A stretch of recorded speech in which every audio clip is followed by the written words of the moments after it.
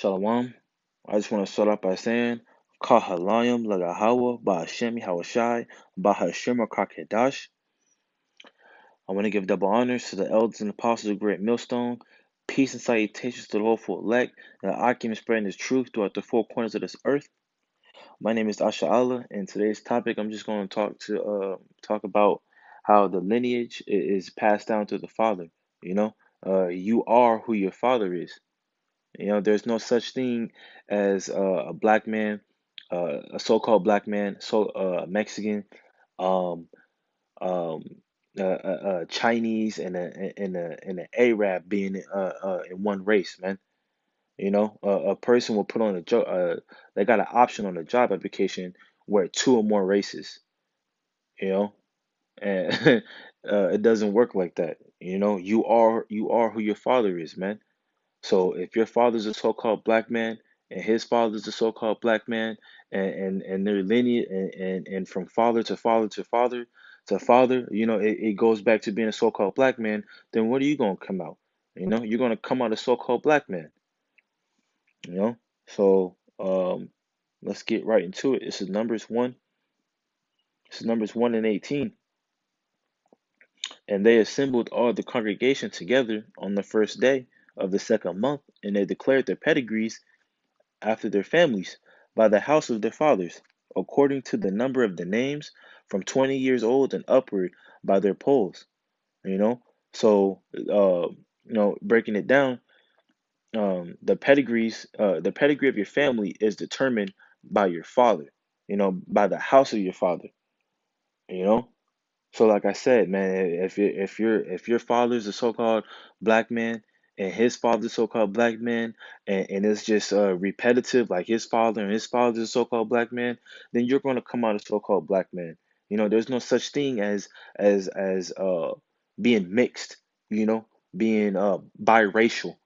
There's no such thing. That shit's bug the fuck out when you meet someone and they be like, oh, I'm Italian, white, Arabic, and Egyptian, and it's like, which one? Like, who's your father?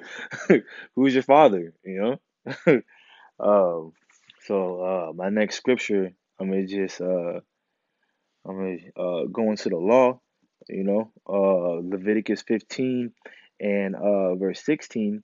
And if any man's seed of copulation go out of him, then he shall wash all his salakia. Then he shall wash all his flesh in water and be unclean until the evening. And I brought this out just to show you that man carries the seed. It doesn't mention anything about a woman having a seed. You know, like that shit. It don't even make sense. The man has the seed and the woman has an egg. And when they procreate, when they get busy, that seed travels to that egg, and that the seed breaks into the egg, and then that seed gets nourished by the egg, and then it grows and it sprouts. You know, and it's like you taking an apple seed, right, and you travel over to China and you plant that seed over there. That seed is going to grow up to be an apple tree in China. And then you take that seed from the apple tree in China and you go to Australia or you go to a different country and you plant it. It's not going to grow up any different than being an apple tree. Same goes for the pedigree and the lineage of your fathers. You know, so from then, this is Sirach 44, and this is verse 1. Let us now praise famous men and our fathers that begat us. You know, so I brought this scripture, just to show that we come from our fathers. Without a father, like a person wouldn't be here, man, because a woman can't just like a woman can't just sneak upon a child. A woman can't just, you know, uh, uh, she can't just think and just a child just appear. It has to be a sequence of events, lead like a sequence of events for a child to come. Which means a man must come with this seed, and he must, get busy and procreate with the woman, with the woman, and we're gonna look up that word begot. Word begot comes from the word beget, to get by effort, find, acquire, attain, seize, and jumping down, sense of to procreate, is from the 1200s, generally used of the father only, you know, and let's go into that word procreate, to bring forth offspring, you know, begot, beget, Slakia, beget, generate, produce, So the offspring comes from the man, you know. So going back to it, let's go to Matthew 1, you know, and I'm gonna start at verse 1. The book of the generations of Yahweh Shah HaMashiach, who people ignorantly call Jesus Christ, the son of David, the son of Abraham, and from verse 2 all the way down to verse 16, and this is all men, this is all the fathers, the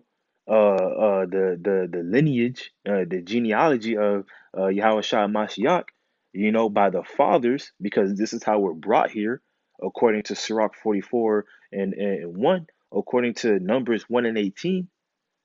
This is how we're all brought here. So this is how Yahweh Shah was also brought here, you know? And it's like from 2 to 16, it's all men, from Abraham, all the way down to King David, all the way down to King Solomon, and keep going down to verse 16, where it says, and Jacob begot Joseph, the husband of Mary, to whom was born Yahweh Shai, who is also called Hamashiach, you know. And so, I just want to say, Kal Halayim Lagao by Shem Yahushai, by Shem Kakadash. Want to give double honors to the elders and apostles of Great Millstone. Peace and salutations to the hopeful elect, and I can spread this truth throughout the four corners of the earth. Hopefully, this is edifying and to the point, to how the lineage and the genealogy and the pedigree comes from the Father. Shalom.